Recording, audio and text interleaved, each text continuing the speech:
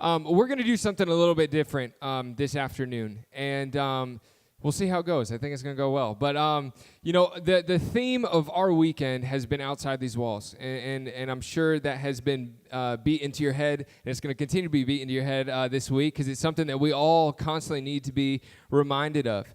And, I find that sometimes in church we can throw terms out like evangelizing and witnessing, and we can talk about things like leading somebody to Christ, but for some of us, what does that look like? Like, I don't know how to preach a sermon. I don't know. I didn't go to Bible college. I haven't taken all of these classes. When you talk about those things, that's cool, and in the moment it sounds good, but I don't know what that looks like practically. And sometimes there's a frustration where I feel like maybe God is giving me an opportunity, but I don't even know where to go with it. I don't want to look crazy. I don't want to look weird. I don't want to come across as disingenuous, but I just don't know how to do this. I don't know how to walk through it. And let me let you in on a little secret. Just because somebody has pastor in front of their name does not mean that every time they talk to somebody, they get saved. It doesn't mean that when the Holy Spirit quickens me to say, hey, there's an opportunity right now for you to talk to someone, I'm going to be honest with you. There's times I wrestle with it. There's times where I get fearful. There's times where I get scared. Being a pastor doesn't qualify you as, this incredible evangelist that every person you talk to is going to accept salvation. You're never going to lack for the words, or you're never going to be nervous. We all are in the same boat.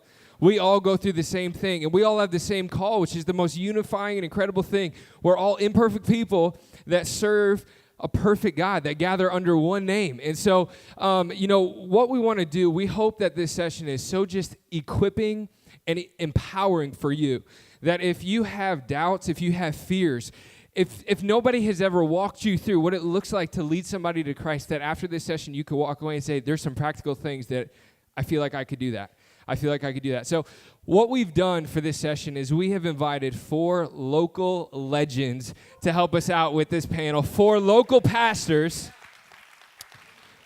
who all lead incredible churches, who are I know them all personally, the best of the best, the most humble, amazing guys that you could ever talk to, ever encounter. So we're so honored. Could you welcome out our local pastors as they make their way to the stage really quick?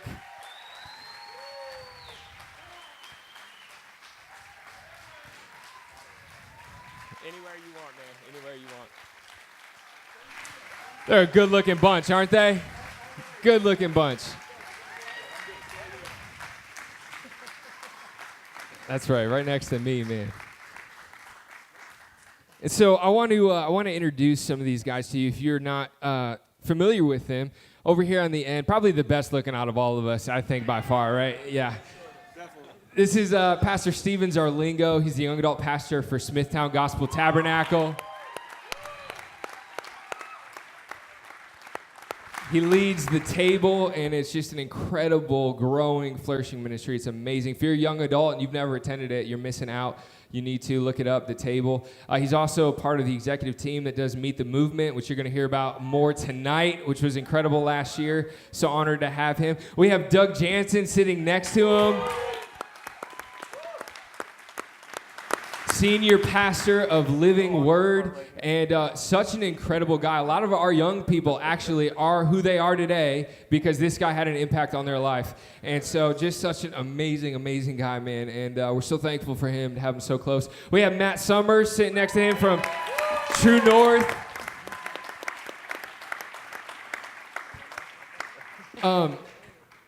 Matt is one of the most amazing guys that I've gotten to know over this last year. One of the most helpful people I have ever met in my life. Our second campus, Patchogue, over the last year and a half, it has been a stretch on all of us, all of our volunteers, our band. There have been times where Matt and True North have paid their musicians to come and play for us on a Sunday. Isn't that awesome?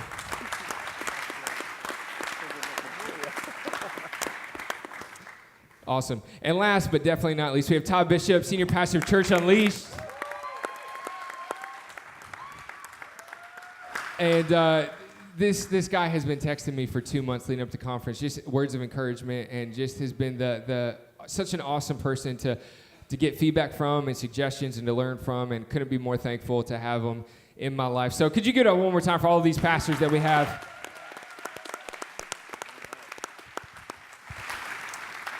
And so, I want to start off real quick, and we're going to have a conversation that we're going to let all of you in on today.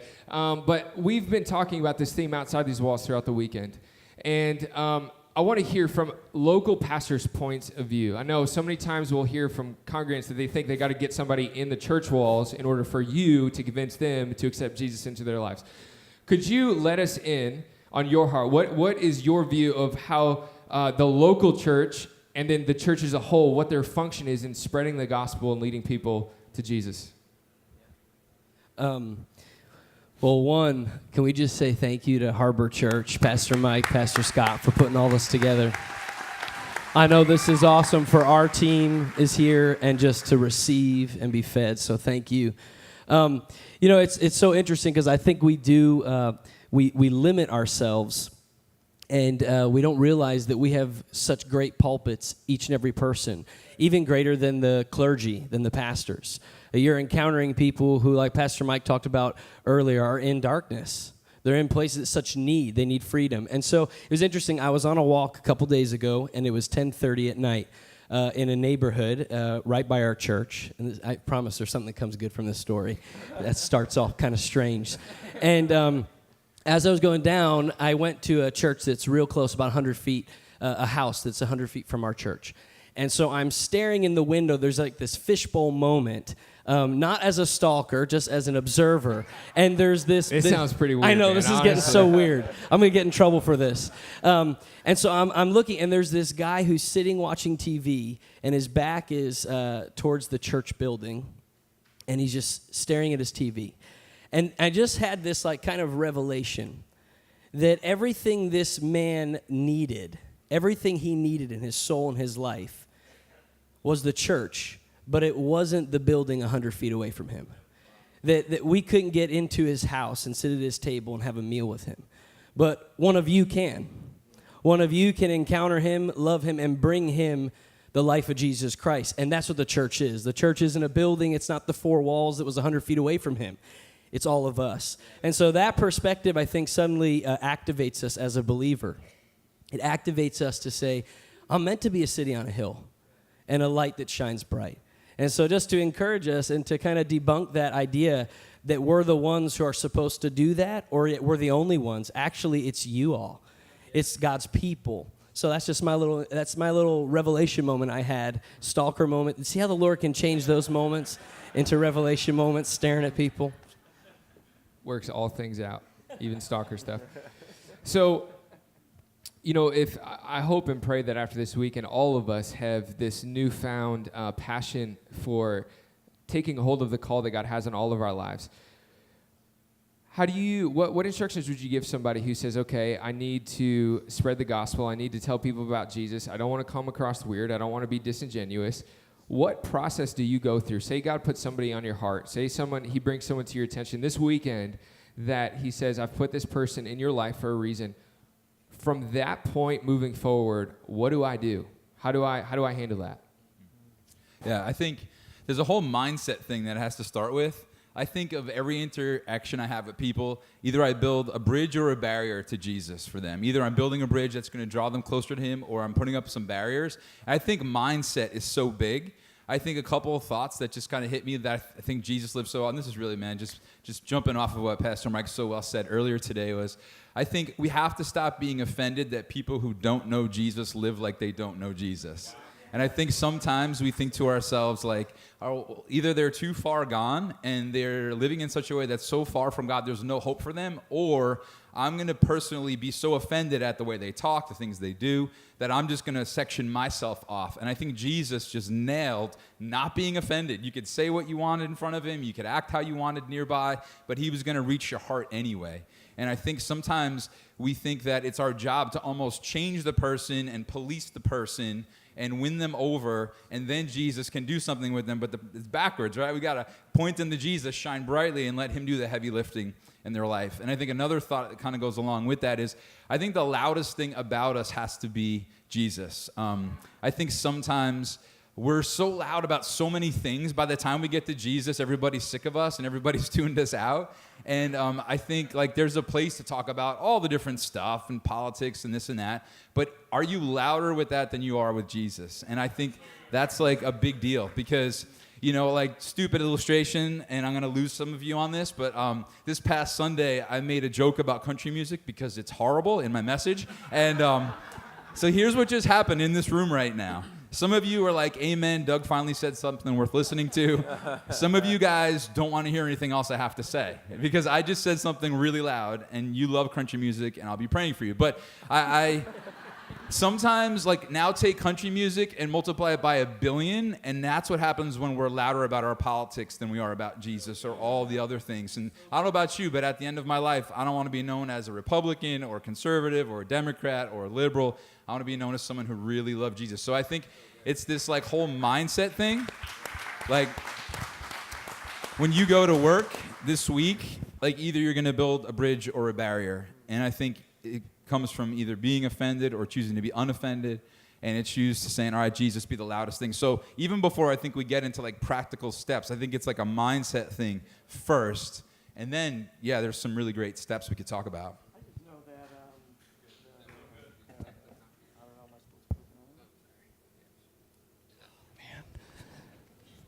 I just know that I think rap is the worst music, not country. Because you can't spell crap without rap. Country So rap? little Country disagreement. rap? I don't know about that. There you go. A whole new genre right there. We just We're making something Dude. up right now. You know, for me, I think we look at outreach evangelism as a requirement instead of a response. If I'm required to do something, I always push back. I have to do this. No, I get to do this. It's a response to a commitment I've made to Christ. So if I've received Christ into my life, the natural response is to share Christ with somebody else. If I make it a requirement, that means when I do end up, I got to share Jesus right now to that person, or they will go to hell if I don't. And when you go by requirement, you feel guilt and condemnation. But when you go by response and God opens up doors for you, you just naturally walk through that door and you share what God's done in your life, or it's simply saying hi to someone. For me, I rock the Hope Dealer hat wherever I go. There's not a place I go where someone doesn't say, tell me what that's about. If I just wore a cross, they'd know what that was about. But when you drop this and then somebody's like, dude, I thought that's a dope dealer.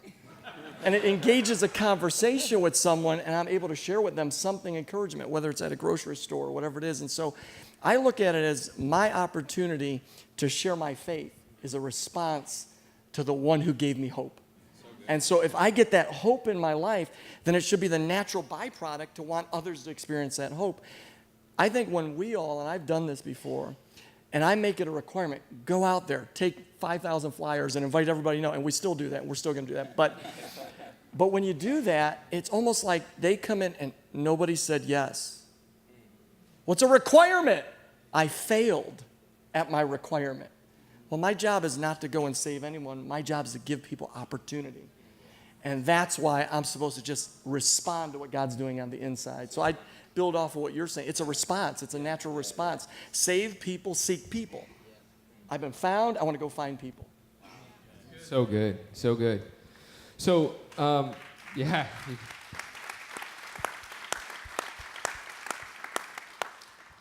So this weekend, God drops Joe in my life, and Joe's on my mind. I feel like God has put him on my heart. Practically speaking, for one of you guys, what would that look like from that point on? I'd say it's important for Joe or whomever is in your life. You're laying that framework and that track work early on by who you are. You're being authentic, and I don't mean to say that authenticity is the only thing, but it's super important because they're going to be looking to who you are as a person. Can you love them well? Can you care for them well? Start there. Start by praying for them. Like it sounds like a novel idea, but seriously, like that's how you're going to learn to love that person, and then shut up and listen. You need to listen to where they're from. Hear some of their story. And when you're done listening, ask questions. Seek to understand always. Figure out who they are on the inside and get to know them. You cannot love what you do not know. You have to understand who Joe is, where he came from, whatever is going on in his life. Start there and become a true friend. And that's where I begin. Such good advice. Just tagging off of what Matt said, it's so true, because I think And even us, being honest and vulnerable, you don't always have all the right answers. You're not a Christian apologist immediately, and now I know everything and how to say everything and share. And just getting to know that person, and in prayer, saying, God, give me love for them, true love for them. I will look a fool for my daughters. I'll do anything for them. I'll be vulnerable and truthful, and I'll run whatever I need to do, but that's because I love them. And I think oftentimes we forget the point that it's love. If I have a burden for what breaks God's heart, then I won't be running out of fear or feeling failure like you guys are saying, but I'll be moving out of love. And people can tell, right? They know what authentic love is. They can feel it. And so the Holy Spirit gives that to us. And so I think even sometimes there's so much that happens in the secret place before we go out, and then we begin to reap the harvest from it when we do. And that starts in love. So if I love them enough, then I'll be willing to get to know them. And as I get to know them, that love deepens. And then this bridge, like Doug had said, is built. So it really starts, I think it starts in that place too. And it's not as hard or as complicated or theological or philosophical as we make it. I think, too, we all talk what we're excited about, right? We talk about what we're excited about, And so I think one of the questions is if I'm really struggling to share my faith, like how excited am I about what Jesus has done in my life, Sadly, I'm a Mets fan, so if you're around me for any length of time, that's coming out. That is coming out. Jesus said, take up your cross and follow me, so I'm a Mets fan. So, but that's coming out because that's who I am and it's what I love. And I see a Mets shirt, we're going to start talking, We're going to hang out. It's going to be great. But I think sometimes, we're afraid because we're not even sure, wait, do I believe this? Am I excited about this? Has God transformed my life to the degree that I'm just going to share about it? And I think we all get, too, not an annoying, horrible, beating people over the head type of way in this love and in this prayer and in this response, not this responsibility, and all these things these guys have said so well. But I think we talk about what we're excited about. So good. So kind of tagging off of everything that you guys are saying, which I love, there's not a responsibility that the first conversation I have with this guy, I need to tell him everything that he needs to know, but just be obedient with the opportunities that maybe it's an encouraging word, or maybe it's a hug, maybe it's a text message, or maybe there's a time where I know he's going through something, just saying a prayer, but not going overboard. But say, through a series of time that an opportunity does present itself where I can tell him about the gospel. Christianity is such a huge thing. What advice would you give to the common person? What high points do I hit? If I get to the point where I have someone sitting at the table and they want to know, how do I do that in a concise way where I'm not leaving out things that are really important and I'm not saying things that are going to be confusing? What are some of the high points to give somebody a concise answer, an idea of what the story of Jesus really is? I think we have a crisis of confidence in the church. We have the truth, and yet we kind of shrink back from it. And so I would say, so many people wait for an opportunity. I think you ought to make opportunities. In fact, that's what Jesus did. I mean, all throughout his ministry, there were opportunities in front of him, and he made something happen with the opportunity in front of him. If, I have a friend of mine that I've been trying to, win to Christ. He's a neighbor with our church, and it's been 2.5 years of work. But to me, it's a relationship building, and so it's every day, hey, man, how you doing? It's a text message. It's a phone call. And he won't walk into our church because he thinks he's too bad. And that happens to all of us, and at some points, I feel rejection. I'm like, man, but I love you so much. Why? I want you to experience this thing that I've experienced. And so I have to look at it and say, I am confident in who I am. So I'm going to be patient in the process with someone. But I also think there's a point where we as Christians, not pastors, but Christians, we got to bring them to a place where we do give them an opportunity. Because if we're 5 years in and we never told that person about God's love, and we're just building a friendship, I think we're missing the whole purpose of our existence, and that's to win this world and to share our faith and hope in what Christ has done in our life. So for me, it's not just waiting for an opportunity, it's trying to create an opportunity. Man, what a beautiful day it is outside. Man, God made this day. It's so awesome. So I'm going to use every word somebody says, and I'm going to try and kick it back to the gospel, kick it back to God's love, God's story, and look at those opportunities and not be hokey about it. But then again, sometimes it's okay to be hokey. Sometimes it's okay to, say something that's a little provocative to someone. So well, I didn't expect that. And you'll be very surprised as someone sees our authenticity, they see our passion for Jesus, and how they naturally begin to respond to those things that happen as you just create opportunities for people to share your faith with those individuals. I agree with that too, and I think there's no question that we're called to a ministry of word and deed, right? So what we're talking about, it also manifests itself in the form of action. And out of the overflow of the heart, all of these things are coming forward. How much you've invested into this person, how much you love them, it should at some point be a natural response. And I would say, kind of tagging back to what we talked about a moment ago, don't be afraid. Don't be afraid. It is true that perfect love casts out fear, but perfect fear can cast out love. So if you're freaked out to say something to someone, it's going to lessen how much you actually love them in a lot of ways. So consider who the person is, consider their background, know their story, and at some point, Madhu said last night, he was like, not all moments in your life are created equal. I think that's true for your relationships with people as well. Consider that. Consider where you are on that journey with them, and there may be multiple opportunities for you to go a little deeper and to share that with them. And honestly, if they're ready to pray, like the hard part's over. Like that's the easy part. If you're ready to sit and to pray with them and to share with them, because now they've sort of arrived at that decision on their own. And I just, even as Scott was saying too, because you hit these moments and you have that moment, and then you're like, I gotta start. I want to share the story. I remember we were in Africa on a mission trip. We're out in the middle of nowhere. Were you looking in a window? Well, I was actually, this time it was a hut. It was a hut, so I just had my head inside. Okay. What's going on, guys? So we were out in Africa, and we were doing door-to-door stuff, and we're in this village, and so this person asked, who are you, why are you here? And so we begin to tell him the gospel. And the translator, who's an African pastor, stops us. And he goes, start from the beginning. I'm like, from the beginning? Are you talking about Genesis? It's a big book.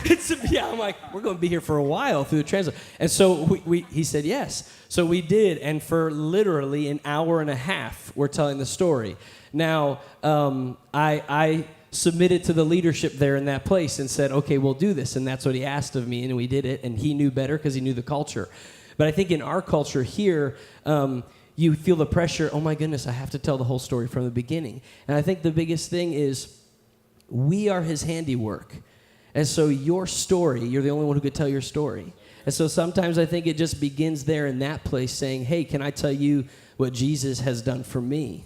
And normally that starts at the beginning, right? For many of us, sin and separation and loneliness and death in our life and all that. And so it connects, but now it's you with them sharing what Jesus has done. And in a society and a culture that's all about authenticity and is all about your experience is real, that's beautiful for us as Christians and in Christendom.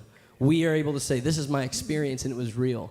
And sharing your story, I think, is a great way to start off and not feel I'm going to fail, but I can really share what Jesus has done in my life. And that's a great bridge.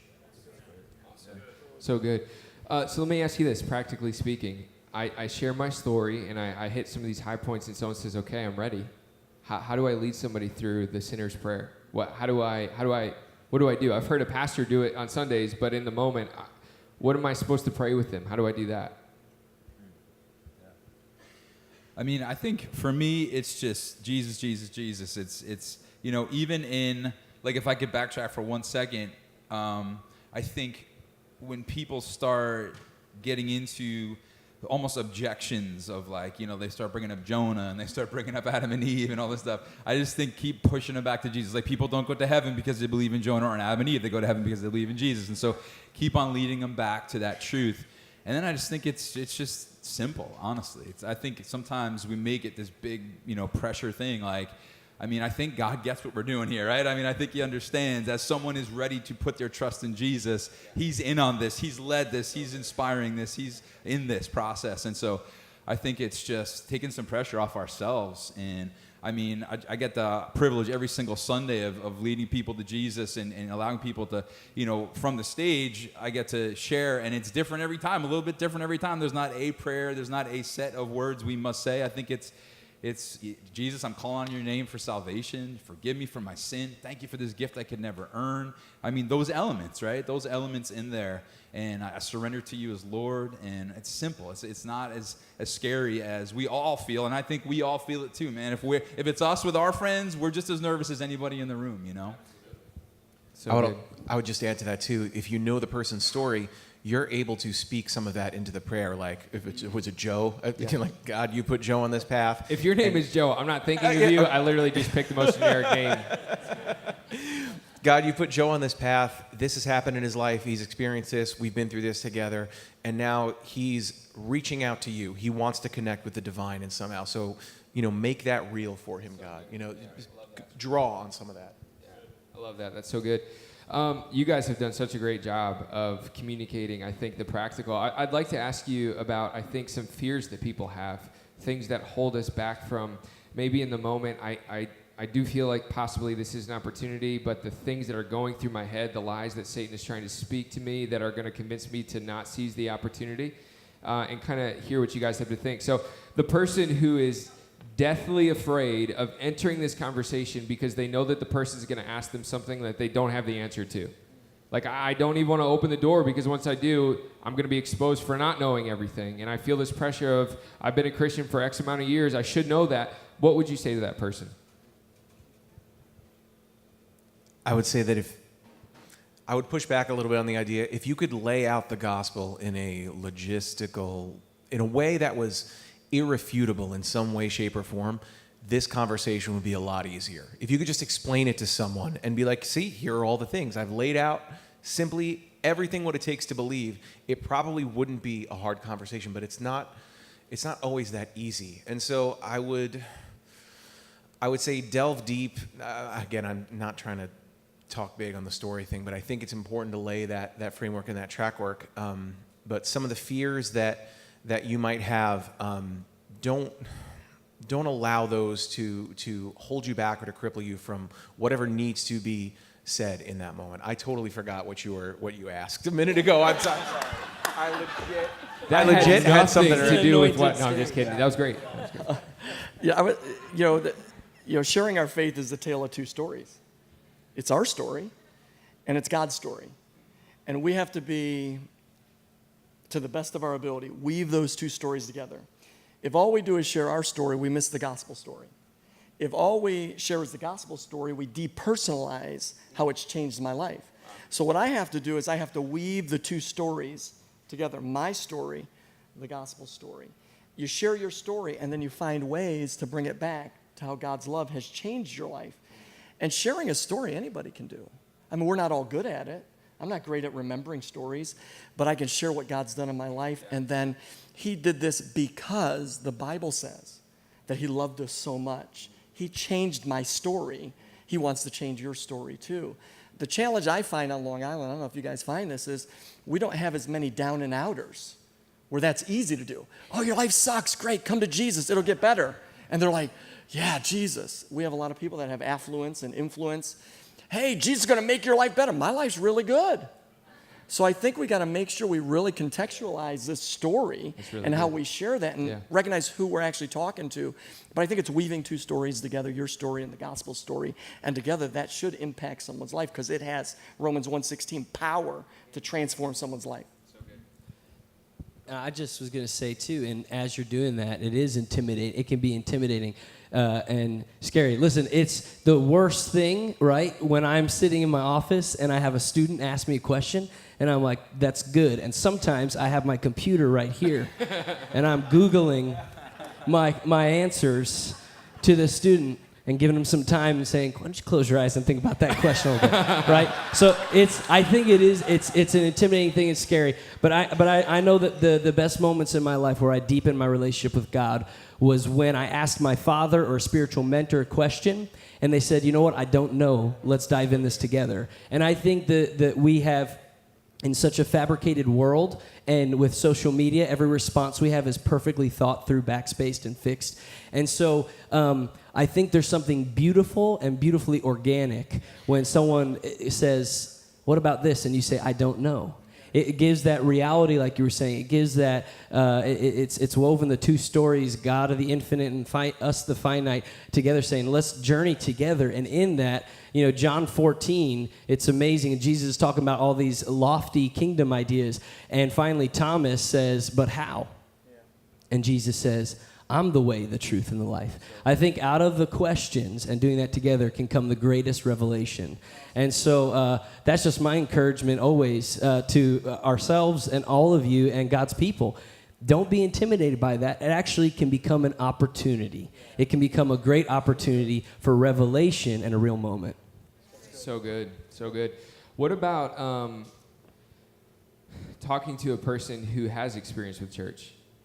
Who has maybe had a bad experience, who has seen abuse in different forms, or who knows the answers, and maybe is more interested in debating, or maybe is not interested. How do you approach that? How do you approach a relationship like that? I think there's a lot of just humbling yourself and apologizing. I think that's huge. I think that, we as the church, unfortunately, have had some dark moments, and I think, we need to own that, and we need to continue to just very humbly and in a very real way just apologize to people. I'm so sorry for your pain. I'm so sorry for what you've been through. Our prayers to be authentic, our prayers to be genuine, our prayers to just be the real thing and help you through that. So I think that's the place to start. I think so often, especially as church leaders, we can get our backs up against the wall a little bit when people come at us. But when you realize that's a broken person, they've been through something horrible, God's heart was broken by what happened to them, and maybe they didn't even ever have anybody apologize in the first place. Maybe no one ever said, that was wrong. And so to own that, to say it was wrong, and just to point them back to hope, I think is so important. So I think that's a starting point.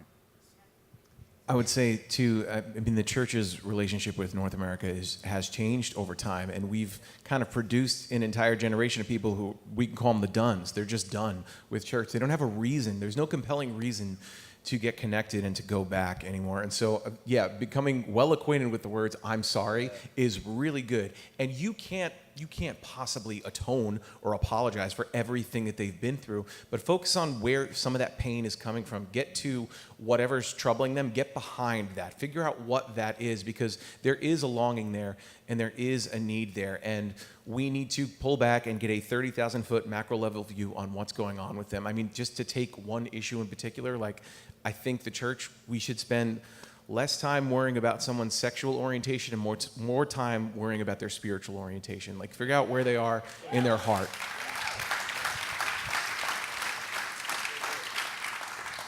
What advice would you give to the person who is afraid to open that door because they feel like there'll be a level of expectation put on them? Once they start talking about Jesus, once they come out that I'm a Christian, I love God, He's changed my life, that now I can never make another mistake, I can never lose my temper, or else I'm going to be viewed as a hypocrite. And it's just easier if I don't even go there, because I don't need that pressure at work. I don't need that pressure at home. What advice would you give that person? I think a lot of that started by pastors. We put this perception out there that we do no wrong. And then our people, in our churches feel, wow, they're so perfect and holy. And then you meet Mike and you realize you're not. But, and we put on this perception. And at the end of the day, it's an unachievable pursuit. And so if we could start saying things like I do in my church, I'm jacked up, messed up, that's what we are.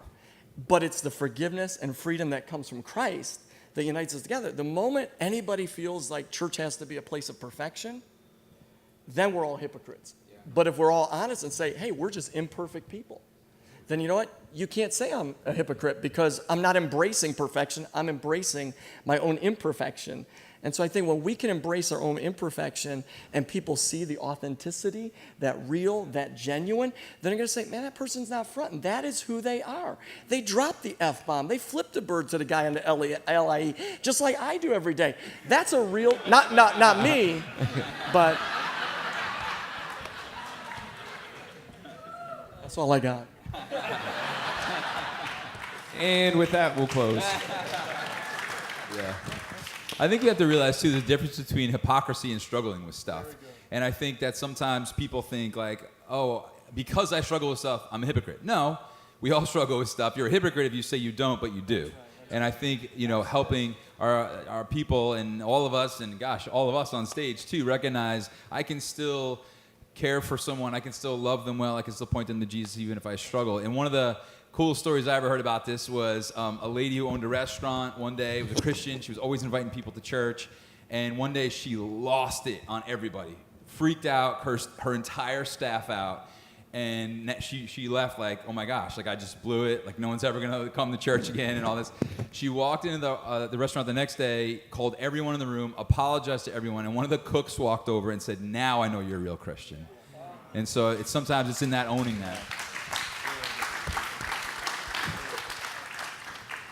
What advice would you give to the person who, the person that they want to see saved so bad is in their family and has seen their past up close, has been hurt by things that they've done before, has said, I've seen the real you, and maybe this is a recent change in your life that now you found God, but I've been with you for 30 years. I've seen the real you. What advice would you give somebody who's navigating the waters of wanting to see their family saved, but understanding that they've been with them when they weren't saved as well? No, that's such a real thing and gets so personal, right? And it's hard. It's hard because the people who know most of your weakness are the ones closest to you. And it can be a difficult place. And I guess my encouragement just to anyone who finds themselves in that place is perseverance. Micah 7:8, rejoice not against me, O my enemy. When I fall, I shall arise. And when I sit in darkness, the Lord will be my light. And that's kind of something that I hold to in my own life, right? Because there's those moments, and my cousins and my family that doesn't know the Lord, or maybe did the whole church thing, but now they're anti it and they see it. They're going to see me mess up. They're going to see me lose it as a dad with a dirty diaper at a family party and want to just pick up my kid and scream in their face and say, go on the toilet.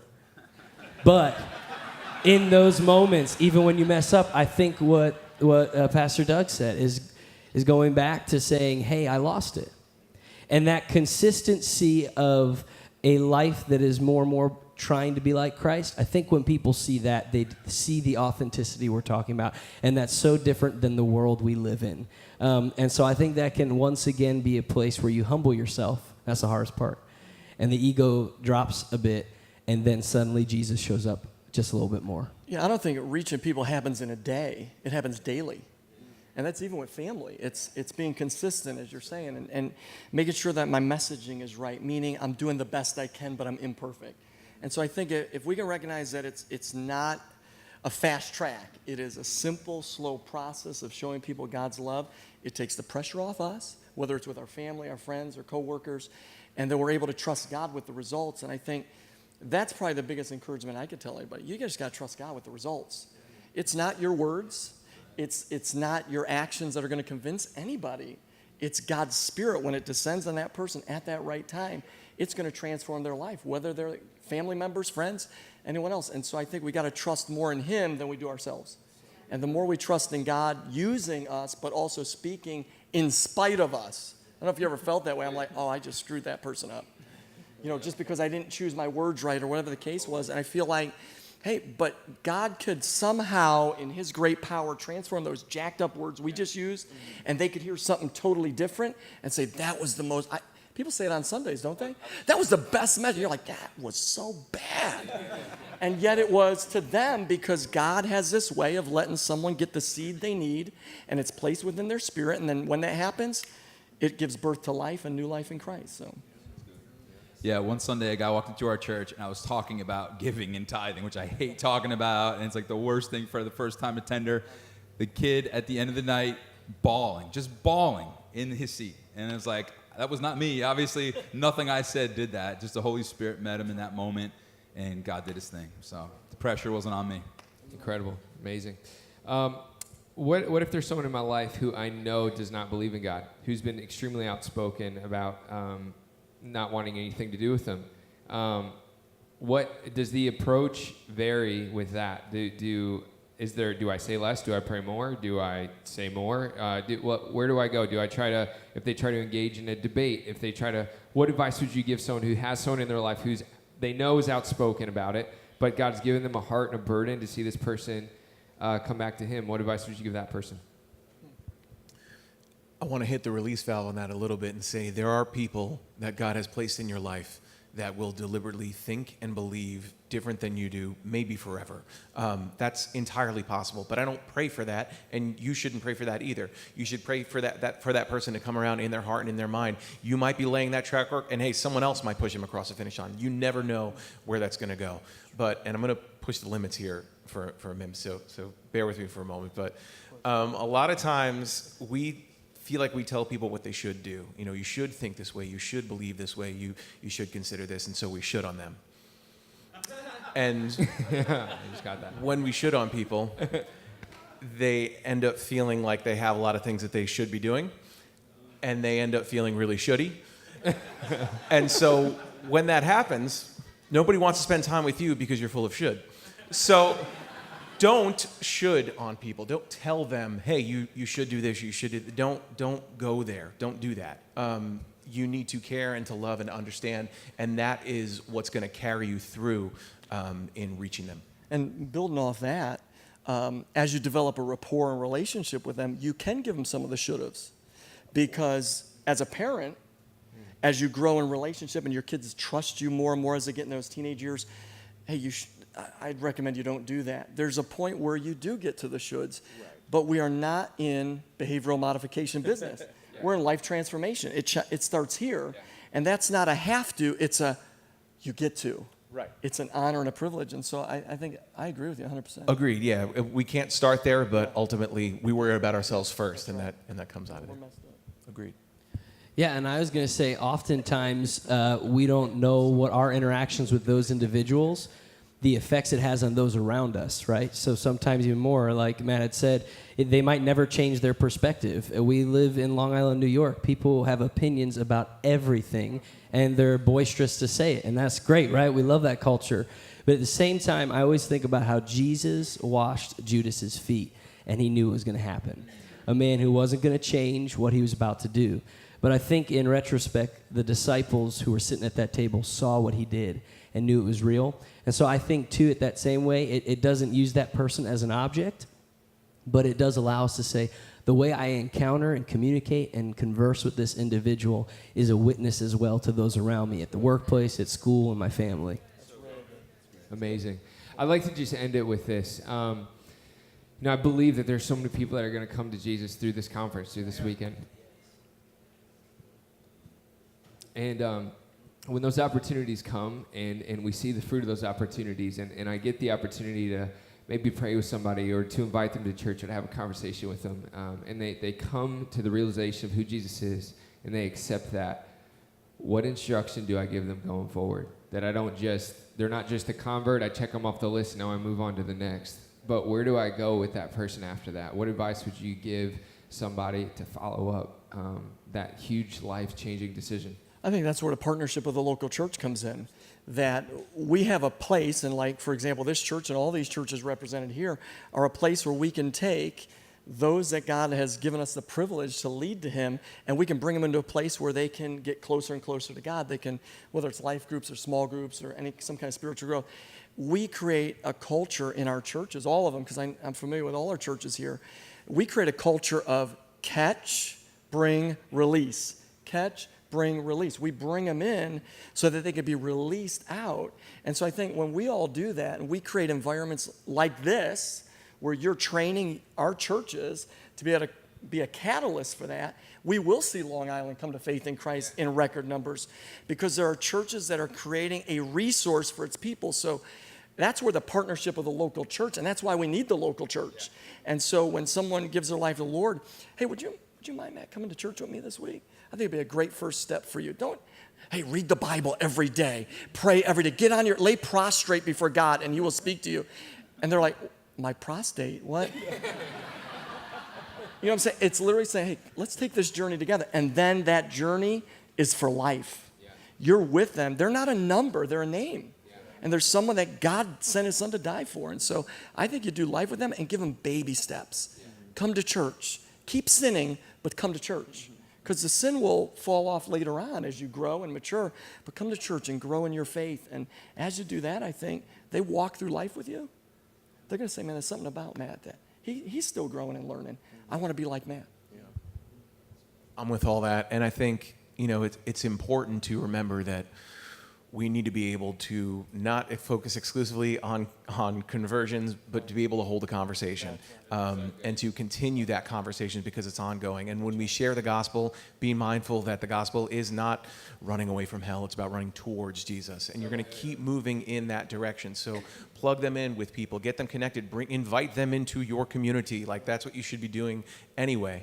And get them connected with a good church. And you may be surprised. There's a lot of great churches out there, and you look at something like the rainforest. Okay, bear with me for a moment here. It's a little nerdy, but just hang on. It's like there's like this very delicate like ecosystem that is balanced. Like all of these various different species exist in this small space, but they need each other. Yeah. They really do, and they all serve a unique purpose, each and every single one of them. And so we need to consider that moving forward on how churches operate. If I could just say too, man, I just think it's an exciting time on Long Island because, I mean, I'm not trying to put down things in the past, but when I was younger, it was not a lot of this. There was not a lot of excitement about churches. There were not a lot of churches I would tell anybody to go to that just came to Jesus. And it's so exciting to literally take a pick, man. I mean, God is moving, and it's really exciting. That's so true. I heard someone say they just felt like God spoke to them, and they lived in a different state. They didn't even know where Long Island was. They started praying about it and then found out, and they said they felt like the Lord said it's going to be a live island. And when I heard that, just something activated, I think, what we've been talking about. And I think, Scott, to your question too, like love can be inconvenient sometimes. And so now those next steps, be ready that it's not all going to be this perfect, like, I invited him, he hopped in the car, we had a great conversation, his life has fully changed. It's going to be a little inconvenient, and that's okay. And so that next step you have with that moment, you bring him to the feet of Jesus, then take the journey with them. Take the journey with them. And I think when you do, you'll see it's not inconvenient. Get that in your head. I'm going to bear together with them to get them deeper and deeper in this love relationship with Jesus. It's not easy, but it is so joyous. And just allow them to grow at their own pace. Yeah. Don't rush the process of growth. Let them grow. Let them make mistakes. Let them skip church for a few weeks and realize, man, I really need that, or I need that connectivity. It's okay. Be patient in that process of their growth. And as you do that, you're not that strong arm. You're that supportive friend that's putting your arm around them saying, come on, let's go together. And when they don't, you don't put the pressure on, I can't believe you skipped church. I mean, sometimes I do, but sometimes you learn, just let it naturally happen. Let it naturally happen and allow them to grow because it's the Holy Spirit doing the work. Yeah. And I think we as Christians sometimes take way too much credit for the successes and way too little blame for the failures. And we've got to be able to say, it's all His. All the success. And I can tell you as a pastor, the people I've led the Lord in church and personally, I wish I could say 100% of them stuck with it. Yeah. That's what breaks my heart the most is those spiritual abortions that have happened throughout the life that I've seen, and they seem so excited about Jesus, and then 6 months, a year, 2 years, 3 years, they walk away. So I'll just challenge you, don't get discouraged in the process. Trust God, and every seed you plant, it's bearing fruit somewhere. And allow that. Sometimes it goes real deep, and then it comes back later on in life when they go through something else. And so I just encourage you, just keep throwing out seeds of hope and seeds of faith and seeds of Jesus, and watch how it just transforms a culture. And if every church on Long Island began to have environments like this, there would be so much hope, we'd be doped up on hope. And you couldn't get away from it. And it'd be something that was everywhere, every church filled with life and freedom, and every business, because we've got church-going people and schools and all that. It comes down to us all working together and say, we are going to get outside these walls, and we're going to take our faith into our culture, not because we want to compete with culture, but we want to change culture by living a Christ-honoring life and leading people to Jesus as best we can. So good. I want to invite our band to come back up. And has anybody enjoyed this session?